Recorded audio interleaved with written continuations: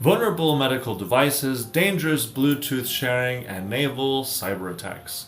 All this and more on this week's Security Weekly. Hello and welcome, I'm Sasha, and let me give you the latest updates on cybersecurity from around the world.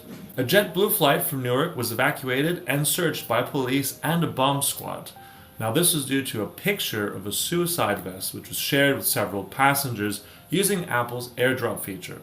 The flight was later cleared to leave after a thorough search, but law enforcement agents were unable to determine who had sent the original photo. It is the latest concern with Bluetooth, and there have been several reports of people abusing the feature, like New York City subway commuters who have reported a flood of unsolicited and sexually explicit images being sent to them by the Bluetooth AirDrop feature. Even more alarming is that it is nearly impossible to track the sender. The best advice then is, if you're not using it, turn off your device.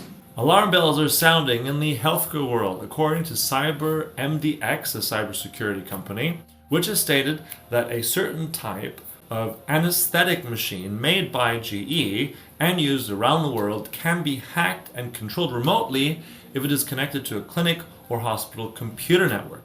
If successful in their breach, a malicious hacker could change the anesthetic delivered to a patient and disable crucial alarms on the device, even if the device is attended by a doctor.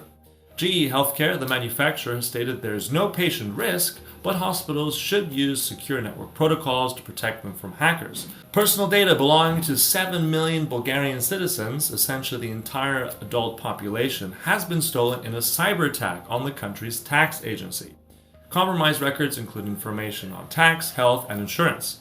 The Bulgarian tax agency is now facing a 20 million euro fine. The agency, as well as the Bulgarian government, have both been heavily criticized for the attack, and some claim it was not the sophistication of the attack, rather the inadequate protection measures in place that led to this massive breach. The US Coast Guard has issued an alert recommending that all ships update their cybersecurity strategies after a malware attack seriously impaired the onboard computer systems of a commercial cargo vessel. The commercial vessel experienced a cyber attack as it approached the port of New York. The Coast Guard responded and then concluded that the control systems were not impacted, but the onboard system was. So this affected electronic charts, cargo data, and communication with shore facilities like pilots and the Coast Guard. Good news at last. In a recent attempt by hackers to defraud over 200,000 people using a fake email from a UK airport was prevented by the British National Cybersecurity Centre.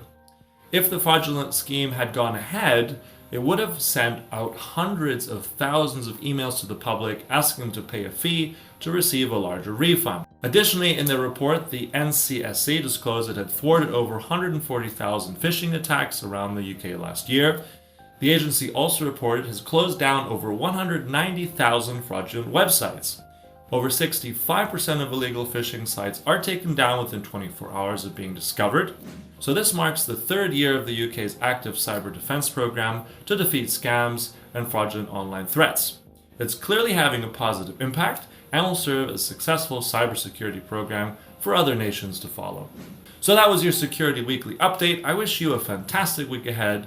Enjoy, and as always, stay safe. See you next time.